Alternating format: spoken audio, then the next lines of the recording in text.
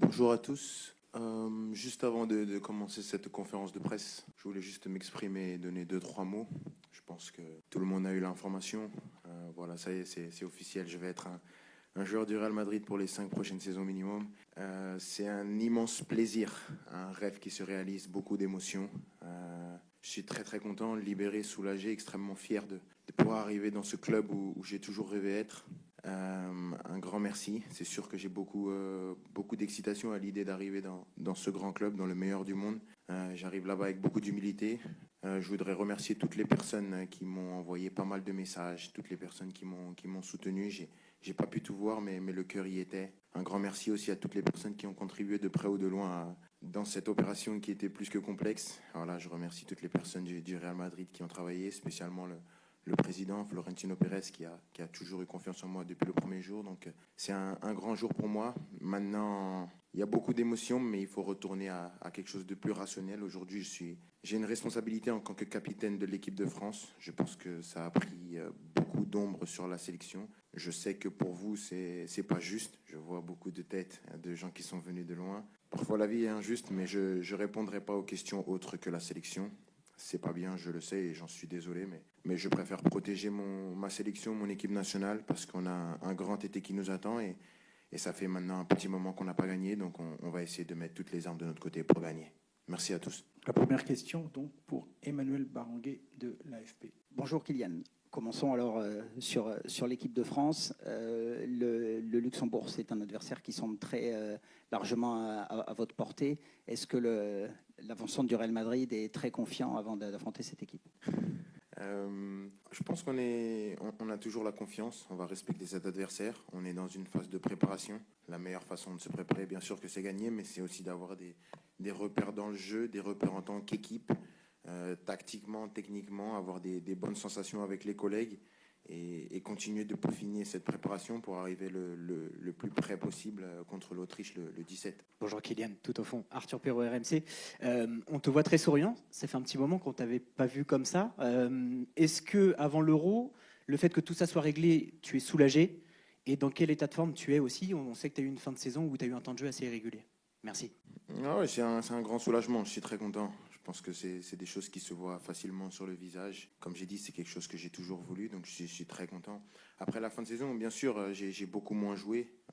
Tout le monde sait pourquoi j'ai beaucoup moins joué. Mais c'est comme ça, il faut s'adapter. Il y a des difficultés à surmonter quand tu es un joueur de haut niveau.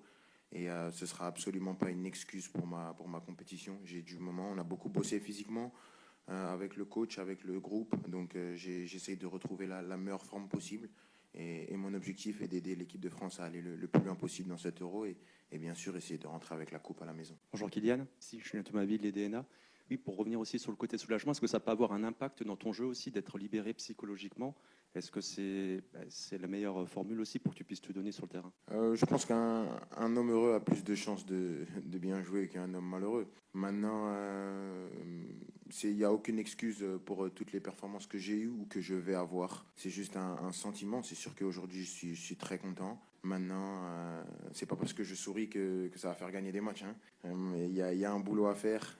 Toute l'équipe, on doit se préparer. Moi, le premier. Mais bien sûr que voilà, j'apporte de ces matchs sereinement avec bonne humeur et enthousiasme. Bonjour Kylian, justement maintenant se faire effet, comment tu le sens cet Euro? J'ai toujours senti de la même façon.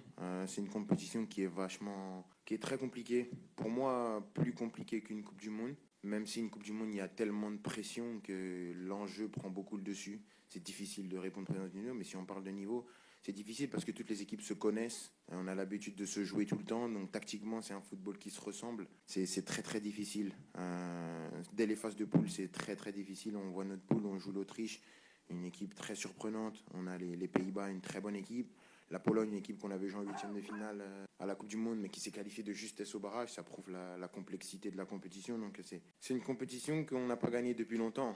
24 ans, c'est énorme pour un pays comme le nôtre. Maintenant, on ne se met pas de pression supplémentaire. Comme j'ai dit, l'objectif, c'est d'arriver prêt dans cette compétition. Donc, on continue de se préparer et d'être dans la meilleure forme possible pour arriver à performer déjà aux phases de poule. C'est la première compétition. Bonjour Kylian, Dominique Sérac, Le Parisien.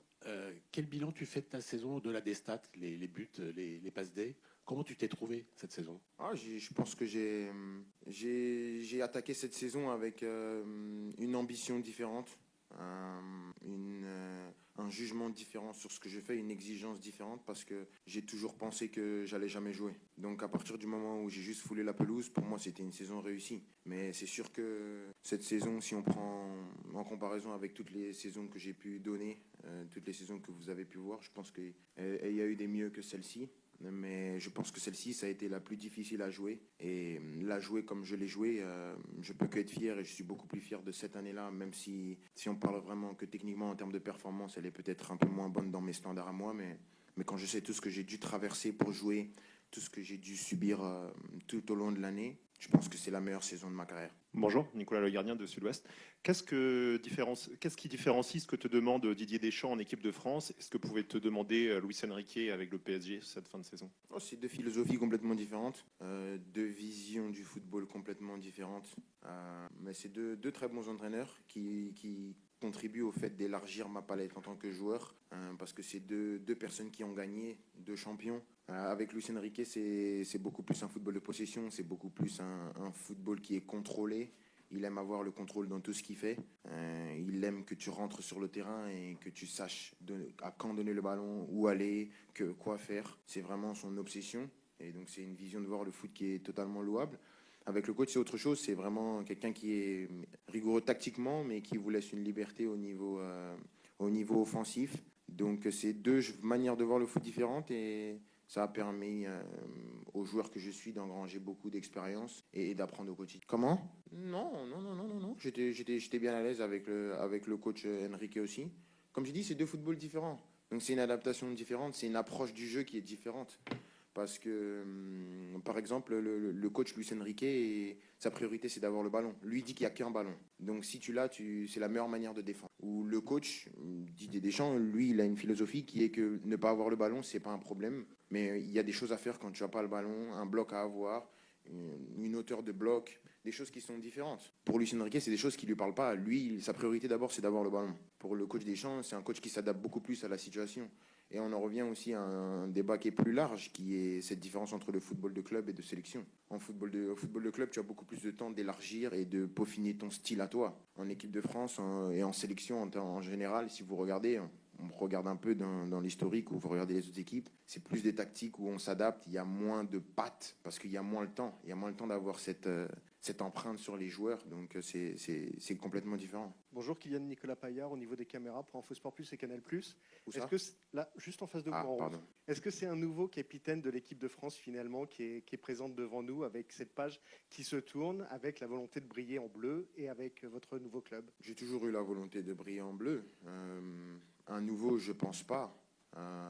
J'ai toujours essayé de faire du mieux possible en sélection et ça va continuer comme ça. J'aurai pas plus d'envie, j'en aurai pas moins parce que je pense que quand je viens en sélection, mon envie elle est au maximum. J'essaie de tout donner pour ce maillot, pour ce coq, avec mes réussites et mes échecs, avec les réussites de l'équipe et les échecs de l'équipe. Mais j'ai toujours eu cette fierté et cette ambition de tout donner et d'essayer de marquer l'histoire du football français. Bonjour Kylian, Baptiste Dureux pour RTL. C'est ta 4e grande compétition avec les Bleus. Tu as connu des succès 2018, 2022, même si c'est très difficile, mais les Bleus se tournaient en finale. Un Euro un peu plus compliqué. Quelle est la principale chose que tu as apprise sur ces 3 compétitions et dont tu vas te servir par exemple pour cet Euro à venir ? C'est une question qui est à la fois qui est un peu difficile parce que en 2018 j'ai pas appris. Je suis arrivé et j'ai gagné tout de suite. Donc tu apprends pas quand tu gagnes. C'est la vérité. J'ai pris une baffe à l'Euro avec une compétition ratée. J'ai eu beaucoup plus d'apprentissage, c'est sûr.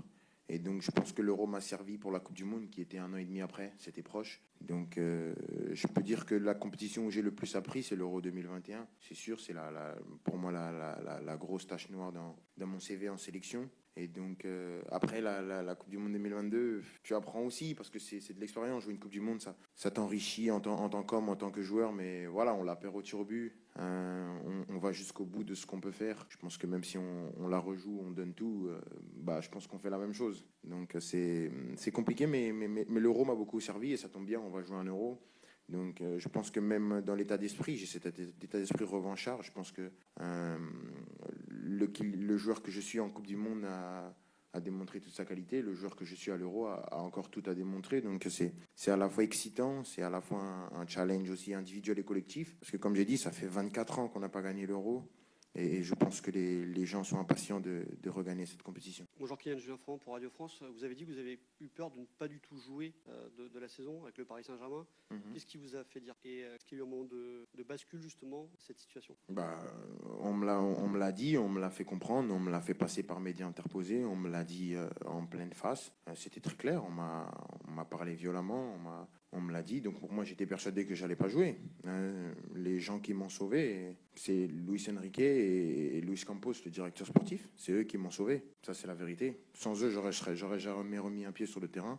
Et la vérité, elle est strictement là. C'est pour ça que j'ai toujours eu cette reconnaissance par rapport au coach, par rapport au directeur sportif. Et donc, c'est pour ça que mon ambition cette année-là était différente. Et j'entends toutes les critiques parce que je pense qu'être la meilleure personne qui comprend le mieux mes performances et qui les analyse le mieux. Donc, j'ai aucun problème à venir baisser la garde ici et dire que c'était peut-être un peu moins haut dans mes standards.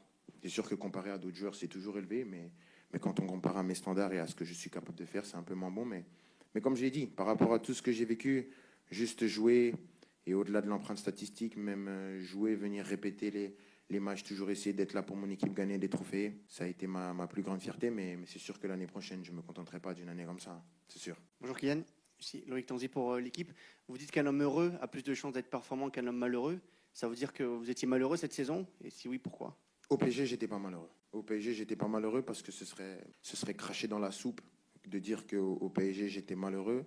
Et ce serait cracher au visage de tous ces gens qui m'ont défendu, qui m'ont accompagné. Donc au PSG, j'ai toujours été heureux. Mais c'est sûr qu'il y a des choses qui me rendaient malheureux.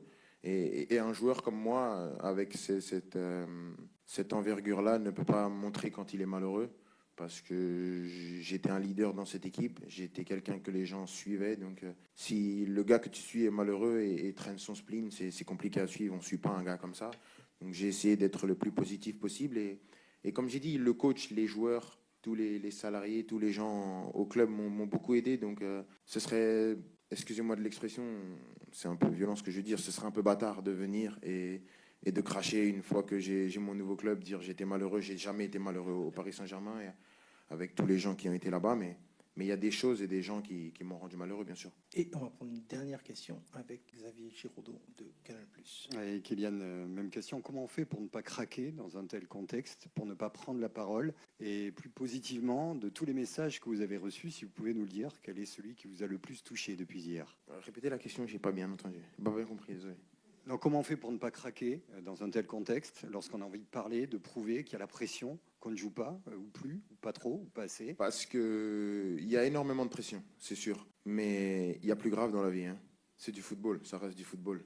J'ai toujours eu cette éducation de jamais venir ici pleurer. Je suis payé, très grassement payé pour jouer au football, faire ce que j'aime le plus au monde. Il y a des gens qui font un travail qui est beaucoup plus éprouvant que le mien, qui se lèvent tous les jours pour aller à l'usine. Je ne me lève pas pour aller à l'usine. Alors, ce que j'ai vécu, bien sûr, et je l'ai dit déjà que je souhaitais ça à personne, et je continue de le dire. Maintenant, je trouve que c'est assez déplacé que moi, Kylian Mbappé, je vienne et je me plaigne aux yeux du monde quand je vois ce qui se passe dans le monde actuellement.